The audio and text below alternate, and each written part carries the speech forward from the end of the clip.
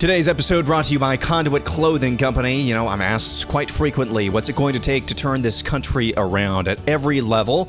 And I say the exact same thing every time. It's going to take conversations with people who are still reachable, whose hearts have not been hardened. That's where our friends at Conduit Clothing come in. Say you're at a family gathering. Say you're at work or you're just out and about and somebody sees that evocative Conduit Clothing Company logo on your hat or your shirt. They ask you what it's all about, and boom, there's your opportunity to open up a crucial conversation about spiritual matters. Plus, Conduit Clothing Company not only sends you clothes, they send you a Bible with every single order for you to give away to somebody who probably needs to hear God's word the most. So go to conduitclothing.com, check out their entire library, product catalog of clothing. You're going to really like anything that you order there. Conduitclothing.com. Cool clothing that leads to crucial conversations. Be a conduit for Christ. Conduitclothing.com. It's Monday, September 29th, 2025. It seems like the Department of Justice means business. Everybody's asking the wrong question in Des Moines, Iowa, and the mark of the beast comes to the United Kingdom. Happy Monday. Next on the AM Update.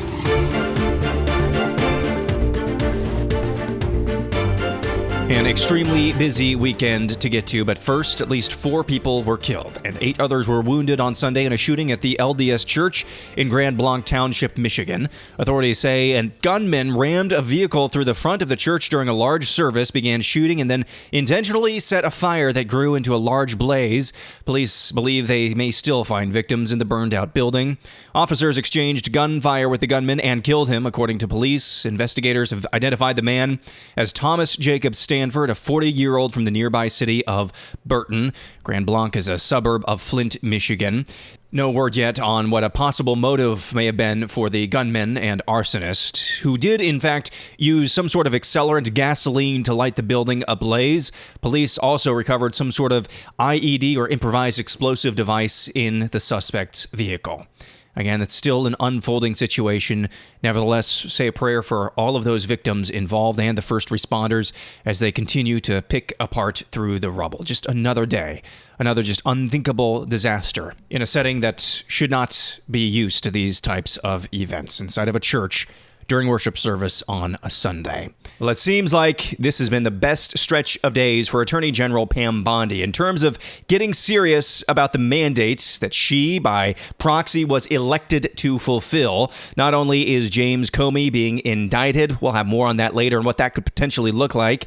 Also, she's taking some pretty decisive action against Antifa and other would-be left-wing terrorists. She posted late last week on social media, quote, "I've witnessed the continued onslaught of violence perpetrated against Immigration and Customs Enforcement officers across our country. The Department of Justice will not stand idly by in the face of such lawlessness. At my direction, I'm deploying DOJ agents to ICE facilities and wherever ICE comes under siege to safeguard federal agents, protect federal property, and immediately arrest all individuals engaged in any federal crime pursuant to President Trump's recent executive action.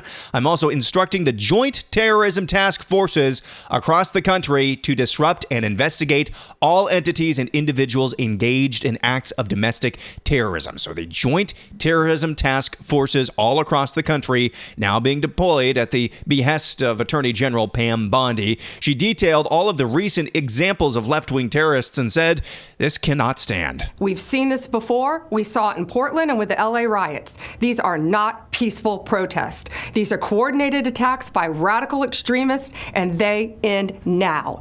Anyone who threatens or assaults our federal officers will be arrested and charged federally, not in some liberal state court. Same goes for anyone who's funding and aiding these extremists. Well, that's some tough talking from Attorney General Pam Bondi, but it was followed up with some tough action over the weekend as well. Notably, you'll notice she hasn't been on Fox News recently, at least to my knowledge. Here is the Broadview Immigration and Customs Enforcement Facility in Illinois over the weekend that was just mobbed by Antifa and other left-wing activists. It was time to bring in the big guns, of course, less lethal. All right, we are live outside of Broadview Detention Center here in Broadview, Illinois. Federal agents are opening the gate now. Yeah, they are.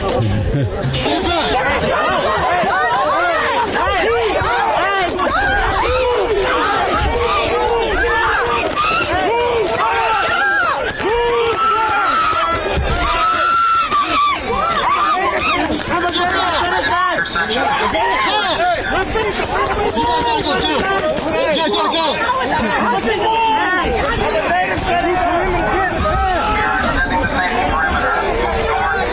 be music to your ears. Left-wing radicals tried to block the entrance gate and the exit gate to the Broadview, Illinois Immigration and Customs Enforcement Detention Facility.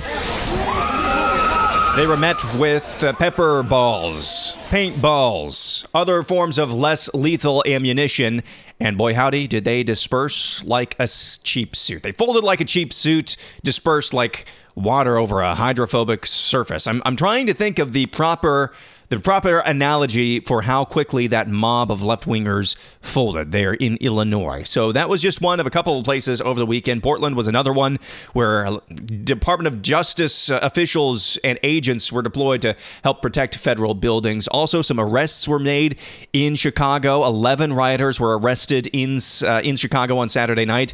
At least two guns were recovered from those rioters who were arrested at the fence you just heard there. An investigation is also underway, according to the Department of Homeland Security, into what appears to be some sort of explosive device found near that Immigration and Customs Enforcement detention facility last night as well.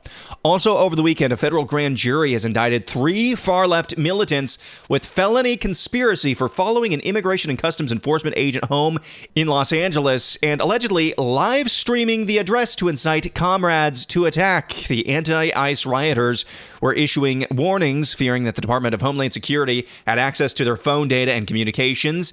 Ashley Brown, 38, Cynthia Regoza, 37, and Sandra Carmone Samane, a 25-year-old, allegedly followed the victim and ICE agent home and live streamed to their Instagram accounts, inviting their tens of thousands of followers to show up and disclosing their home address. The trio were also indicted for publicly disclosing the personal information of a federal agent with the intent to threaten, intimidate, or incite violence. So it's not just tough talking for now. There's actually some words being followed up here. Over the weekend as well, or late last week, President Trump signed yet another executive order aimed at cracking down on left-wing terror structures. Here he is at the Oval Office describing what he's about to sign. We're looking at the funders of a lot of these groups, and when you see the signs, and they're all beautiful signs made professionally, these aren't your protesters that make the sign in their basement late in the evening because they really believe it. These are anarchists and agitators, professional anarchists and agitators, and they get hired by wealthy people, some of whom I know, I guess. I probably know them. And you wouldn't know it. You're at dinner with them, everything's nice, and then you find out that they funded millions of dollars to these lunatics. I'll just tell you, on Friday morning, I was somewhat dejected in terms of lack of action, it seemed like, from various officials across government, just all the way down to the local level. Why aren't we seeing arrests yet, especially in light of that ICE terror attack last week? Well, after this weekend, it certainly seems like everybody knows what time it is, and they're starting to take action, and we're seeing arrests of violent left-wing terrorists. Well, we go to my home state of Iowa. This news, when I saw it drop on Friday, I just laughed and laughed and laughed and laughed some more. Immigration and Customs Enforcement arrested the superintendent of Des Moines, Iowa Public School District. A supposed doctor, I'm not sure about that anymore, Ian Andre Roberts, who Immigration and Customs Enforcement says is an illegal alien from Guyana, an active ICE fugitive with a deportation order since May of 2024 when Joe Biden was president. Dr. Roberts fled from ICE agents, according to Immigration and Customs Enforcement, in his car. So he fled from ICE agents once they identified him, and they identified themselves, and then he sped away and abandoned his car. He was found in a brushy area around 200 yards away with the help of an Iowa State Patrol K-9 unit. Per an ICE official, he was found with a loaded handgun, $3,000 in cash. It's just unbelievable. Apparently, this individual had an arrest in 2020 on a weapons charge in Pennsylvania. A lot more has come out about this guy. So no, this is Guyana, not Ghana, not French Guyana, but regular Guyana. He's here illegally. He had a deportation order stemming from the Biden administration, and yet he was making $300,000 a year as the high administrator of the largest school district in the state of Iowa. Just unbelievable. Now, there's, like I said, a lot more has come out about this guy. Not even sure if he's a doctor. Not even sure if he's told the truth about anything in terms of his resume. I mean, his social media trail in terms of LinkedIn and other sources is just all over the place. It's amazing this guy was hired to begin with. The Des Moines Public School District and their board is blaming the agency that they hired to do vetting for potential school administrators. They're blaming them for not doing a good background check.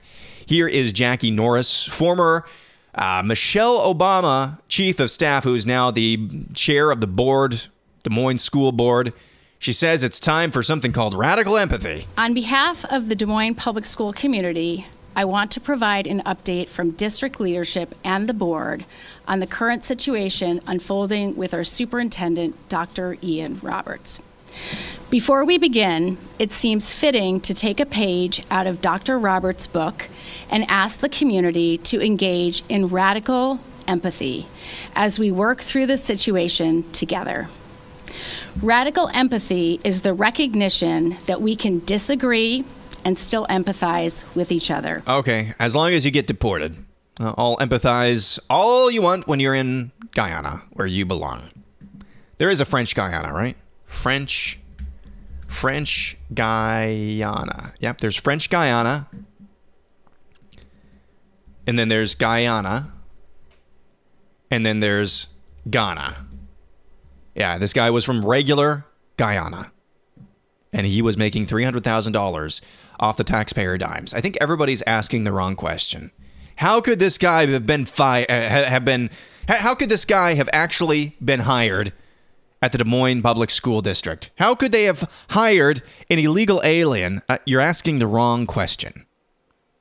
You're asking the wrong question. If you know anything about the Des Moines Public School District, the right question to ask is, why did it take them until about 3 years ago to hire an illegal alien as their superintendent? Well, when we come back, some new revelations about just who was in the crowd on January 6th. Also, we're getting these people off the roads. Transportation Secretary Sean Duffy is taking some bold action, as well as Assistant Attorney General Harmeet Dillon on voter rolls. We'll talk about all that and more coming up next. I want to remind you today's episode is brought to you with minimal commercial interruption by Conduit Clothing Company. Appreciate all of our friends over at Conduit Clothing. And by the way, if you appreciate not having to listen to the annoying kind of ads, would you just do me a favor and visit conduitclothing.com. Check out their library of clothing, whether it's the trucker hat, whether it's a hoodie as we're heading into the cooler months. They have a product for you. And as close to promise as possible that once you feel one of their products in your hands, you'll know that it's high quality. Plus their evocative Conduit Clothing Company logo, that's sure to lead to some spiritual conversations. Plus every single order at conduitclothing.com is shipped with a hardcover ESV Bible, giving you the tools you need to minister and be a witness for Christ, to be a conduit for Christ. Find out what that means at conduitclothing.com. Conduitclothing.com, sponsoring today's episode on the AM Update. Nearly 4 years ago, Gracie Mansion became my home. Who would have thought that a kid from South Jamaica, Queens, growing up with learning disabilities could one day become the mayor of the greatest city in the world? I cannot thank my mother enough for instilling in me the values she lived by. That is New York City Mayor Eric Adams in his residence, sitting beside a large photograph of his mother as he thanks his mother for raising him up, announcing that he's dropping out of his re-election campaign for New York City Mayor. He announced his decision in a 9-minute video posted on social media. Adams dropping out of the race for New York City Mayor comes after a long string of polls showing that unproven yet uber-popular upstart socialist candidate Zoran Mamdani is absolutely wiping the field. Independent candidate Andrew Cuomo, along with Republican candidate Curtis Sliwa, still remain in the race. We'll see where that goes, whether any of those or either of those two candidates decide to drop out. Meanwhile, across the pond... And that is why today I am announcing this government will make a new free of charge digital ID mandatory for the right to work by the end of this Parliament.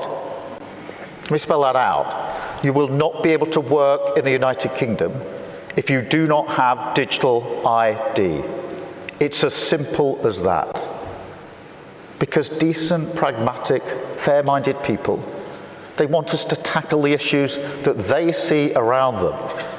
And of course, the truth is, we won't solve our problems if we don't also take on the root causes, looking upstream to tackle poverty, conflict. The digital ID coming to the United Kingdom. Keir Starmer went on to couch this idea, this plan, as being a way to combat illegal immigration into the British Isles. So yeah, that is a heck of a deal. Heck of a deal. For years and years and years, just unfettered illegal immigration into the United Kingdom. And hey, you want us to stop it? You know, you better take the mark of the beast. A lot of people are saying, hey, this is coming to the United States soon. We already have this. It's called Social Security. And every law-abiding citizen, and I guarantee you every law-abiding citizen in the United Kingdom and every law-abiding employer in the United Kingdom and in the United States already has some form of digital ID with the government. So there are no good answers for this. There are no good answers for why this is supposedly the solution to illegal immigration over across the pond. Well, back at home, the FBI has acknowledged it had 274 plainclothes agents in the massive crowds on January 6, 2021, more than 4.5 years after questions were first raised about the level of FBI involvement that day. This originally comes from a report at Blaze News. Senior congressional source for Blaze said the number is not necessarily a surprise since the FBI often embeds counter-surveillance personnel at large events, but given the FBI's until now steadfast refusal to disclose the level of its presence at the Capitol, the figure might still be viewed with skepticism in some quarters. The news comes in the wake of claims by the U.S. Department of Justice Officer of the Inspector General that the FBI had no undercover personnel in the January 6th crowds. So, color me shocked. Shocked, I say. I saw Adam Kinzinger, former congressman, out there over the weekend saying, of course they had plainclothes FBI agents in their crowds. It was such a big crowd. How could they not have undercover agents in the crowd? So on the timeline, here's how this is going to evolve or devolve. According to your perspective. First, it was, no, of course there's no FBI undercover agents in the crowd. You're nuts for saying that. A conspiracy theorist. The next step on this devolution is, well, of course there were some FBI agents in the crowd. How could there not have been? The next step is going to be, of course the three-letter agencies were trying to foment a riot, and we do it again. That's where we are. So we're at the second to last step on that devolution. Well, some good news from the Department of Transportation. Here's Secretary Sean Duffy saying it's time to get these people off the roads. What our audit has already discovered should anger every single American. So here's what we've learned. We just want to walk through it. First, our audit revealed a systemic breakdown among states to follow the law and issue licenses properly. States are failing to follow even the most basic procedures. We even uncovered widespread procedural errors, computer programming flaws, and a gross lack of oversight in the states that issue CDLs. This means that thousands of licenses that should never have been issued actually were issued. States are issuing licenses that extend months and even years beyond a driver's lawful presence in the U.S. This is a direct incentive to stay in our country illegally beyond their authorized work permit. They have driver's licenses. So in some disturbing cases, they have failed to validate a driver's lawful presence before handing them a commercial license. It's deeply disturbing, but even worse. Our second finding was that the current federal regulations are allowing dangerous, unqualified drivers on American roadways. This means that even when the rules are being followed, dangerous individuals who shouldn't be near a big rig are getting behind the wheel and causing crashes on our roadways. So there is Transportation Secretary Sean Duffy announcing some new rules cracking down on states like California, who offer commercial driver's license to basically anybody who wants them, including people who should not have them, who don't speak English. Sounds like the Transportation Department is actually cracking down, doing its job. That's good to know. Also, quickly this, Assistant Attorney General Harmeet Dillon has sued 6 states for refusing to provide their voter rolls, including California, Michigan, Minnesota, New York, New Hampshire, and Pennsylvania, trying to cover up, apparently, their voter fraud, alleged voter fraud. A couple of quick hitters as well. Florida State Attorney Monique Worrell has declined to prosecute a man who masturbated in front of children in a park. She also dismissed a case against a man who shared videos showing the just grotesque and heinous act against infants and toddlers. Florida Attorney General sent her a scathing letter. James Uthmeyer says he will ensure justice will be served. So Monique Worrell in Florida declining to prosecute the worst of the worst. In New York City, you'll recall that pro-lifer who was conducting interviews on the street last year who was assaulted by a woman who didn't like the questions she was being asked. A woman who punched a pro-life journalist in the face for questioning her about her views on abortion and Planned Parenthood has had all of her charges dropped, despite that clear video evidence you saw at the time of felonious assault, and despite bragging about it and admitting to it on social media afterwards. Last April, Savannah Craven, an anti-abortion activist who works with Students for Life and Live Action, was interviewing passerby when one woman who didn't appreciate her questions, now identified as Brianna J. Rivers, punched her in the face and sent her to the hospital. Bloodied and bruised, she had to have stitches to close her wounds and ended up paying more than $3,000 in hospital bills. District Attorney Alvin Bragg, now in New York City, has declined to prosecute that case. And that felonious assault is now basically just being dropped to a misdemeanor. I wish I could say I was shocked, but I'm absolutely not shocked. And now here's this. What to make of what's going on with former FBI Director James Comey? John Solomon of Just the News joined Sean Hannity the other night to explain from his vantage point what we could be dealing with. I thought his commentary was pretty smart. Listen to this. Well, listen, the key testimony against James Comey is going to come from his inner circle. One of the people that he trusted and ran the FBI alongside of will be the key witness saying, no, he authorized me to leak information contrary to what he testified to Congress. That's going to be a difficult case for James Comey to defend. I just want to step back. Yeah, well, it could be McCabe. It could be Daniel Ritchie. It could be James Baker. I keep an eye on James Baker. Remember the documents we had on your show a couple weeks ago? All 3 of those are in position to testify they were authorized to leak. We'll see which one is person 3 when we in the indictment, but I would bet it's James Baker from what I know. The second thing that is just the pure magnitude of what happened today. 50 years ago this year, an attorney general was convicted for the first time in history of crimes. Tonight, for the first time in history, an FBI director is indicted on crimes, and both men face the same charges. False statements and obstruction of justice. It's an extraordinary moment, a grave moment, when a director of the FBI is accused of this level of criminality. Your sources tonight are telling you what, John Solomon? What could be next? I think other government officials are in danger of being indicted in the coming weeks, some in the FBI, some in other parts of the government. This is the beginning of a large accountability roundup in government. And I think what's really remarkable, most of my career I've spent uncovering FBI cover-ups. The FBI has a long history of misleading Congress. Comey falls into that. But the evidence against Comey tonight comes from the FBI and its new director, Kash Patel, who promised radical transparency. And he actually provides the key piece of evidence that leads to this indictment. If you're a member of Congress and you've been tired of being lied to by the FBI, tonight's the first time the FBI actually did something about it. They turned in their own man tonight. I think that's an extraordinary part of this story.